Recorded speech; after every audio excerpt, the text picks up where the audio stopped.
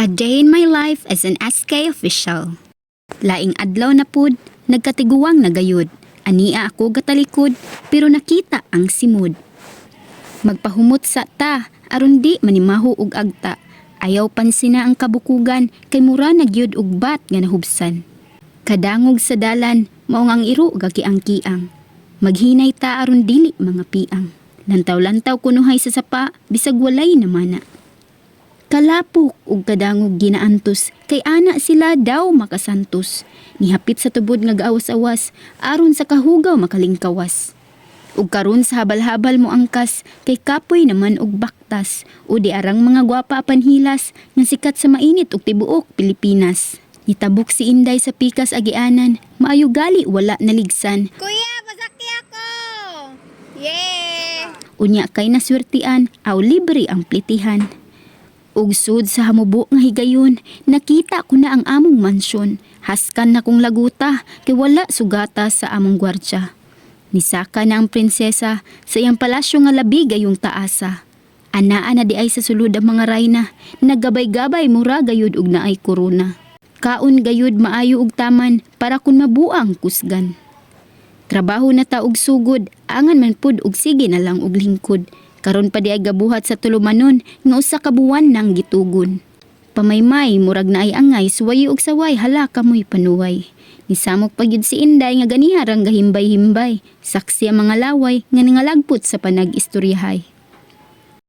Mudulhog na sadta kay gapaabot akong mga bisita. Wala nay daghang istorya, mao ni among punteriya. 146.63. So kung imong i-add pila? Gasermon na si chairman sa mga badlungon nga kabatanunan, mao nga naminaw gayud ang tanan kay lisod na kundi marilisan. Gikan sa nagkalain-laing sityo sa barangay, nagsabot aron sa umaabot nga dinuwaay. Excited na pud ni sila og gamay kay mao sad biya ni ilang kalipay.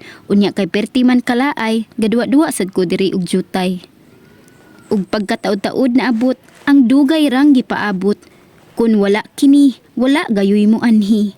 Apan, aduna pa di ay pakapin. Usa ka gwapo ug tsuyin, walay lain, si Daniel Esteyumar Padaplin. Ug di ana gayud ang higayon nga sa mga eskolar pagadawaton ang bayad sa ilang pagpaningkamot alang sa ilang mga gustong makabut. Thank you, guys. Salamat. So much SK Salamat SK Guadalupe. Thank you Thank you SK Guadalupe, Padayon Scholar. Thank you so much SK Guadalupe for this scholarship. Isip usa ka beneficiaryo sa scholarship program sa SK Guadalupe, dako na kong pasalamat sa ilaha kay nakatabang kini sa akong pag-eskwela. Thank you SK Guadalupe.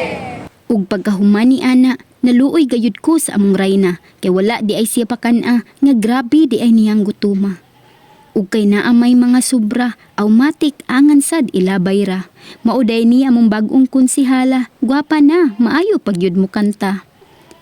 Nagmaoy na sad among chairman kay haskang dakua man di ay niyag nataplan ug maayo na lang gisabayan sa among gwapa nga uyuan.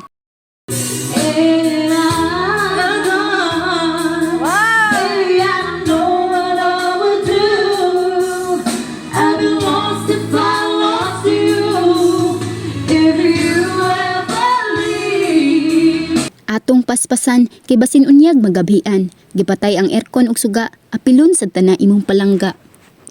Ug kay gabii naman gyud, mo nga ako nagpahatod, suwayig buhat og isyu, magkita gyud ta sa minteryo. Unya kay gimingaw man ko sa akong bata, mong nihapit ko diring dapita, wag tang tanang kakapoy, apan puwerte lang kapuy-puy. Kay muuli naman pud sila ati, aw libre na pud ang plite. Nakugang ang mga marites nga silingan, kay gihatod man kog bisakyanan. Maayo na lang pud gani nga nag-apong, among mga sigbin nga isog pastirong. Mao nga bisan pa man sa kangitngit sa dalan, dili ra gyud makuyawan. Kay dili pud ni kakumpiyansaan, inyong higala nga walay gikahadlukan.